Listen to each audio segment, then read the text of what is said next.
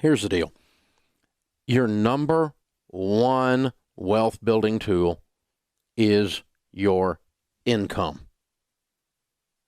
All of the millionaires that we interview, unless they inherited the money, which is very, very few of them, less than 10% of them inherited the money, did it by saving and investing their income. They did not give their income to Sallie Mae. They did not give their income to Best Buy.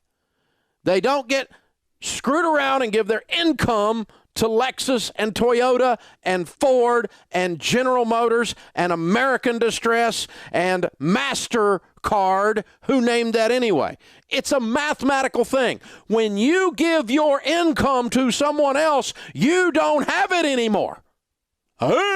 Is this hard? This is hard, isn't it? And when you give your income away, you have given up your economic future. All for crap. For a stinking flat screen. And listen, let me just tell you, here's the deal. You know, of the number of people that start college, how many graduate? 52%. That's an investment in my future. Said the other 48% that are sitting at home with no freaking degree, but by God, they got the student loan debt. And you know how you get rid of Sallie Mae? You either pay her off in full or you die. That's the only way that woman goes away. It's not bankruptable.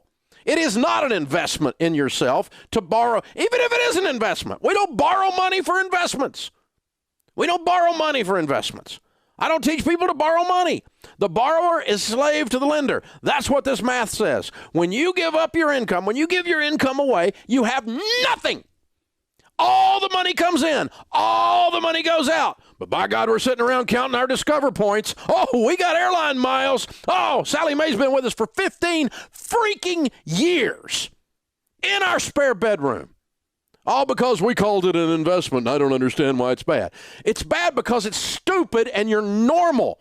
70% of the Americans are living paycheck to paycheck. That's stupid because you're living in one of the wealthiest countries the world has ever known, and there you sit like a rat in a wheel. Run, run, run, run, run. Why? Because student loans are an investment and I'm going to Best Buy. This is just stupid. It's stupid on steroids. Really, seriously, you've got to stop and think. A level of people's ability to do critical thought is almost zero. Good Lord. I'll get airline miles. Said no millionaire ever. Really. Millionaires do. I met with thousands and thousands of millionaires. I've never met one that said, you know, Dave, I made my money with my airline miles. Oh, those Discover points broke me through financially. Hey, let's do the math, okay? You know how you get $1,000 back from Discover? You spend $100,000. How does spending $100,000 to get $1,000 back ever make you rich?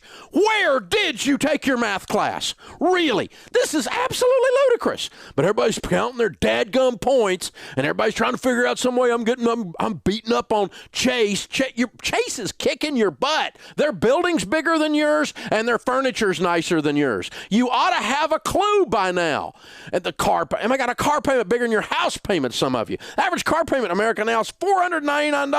That's suspiciously like $500. If you take $500 a month and invest it from age 30 to age 70, you'll have, would you believe it? You're going to have over $5 million. And you scratch your head and wonder why you're freaking broke.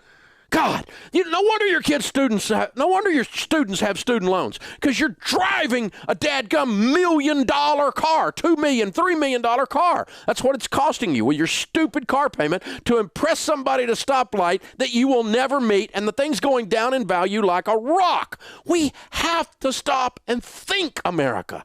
You have to think instead of sitting around eating Skittles and watching Oprah reruns. This is stupid. We're fat and we're broke because we have no ability to do critical thought, and we don't stop and look at what we're putting into our lives. This is nuts. It's nuts. It's completely out of control. I mean, the number of people I've talked to just today with $25,000 and $30,000 owed on their stupid car. It's a car. Good God, it's a car.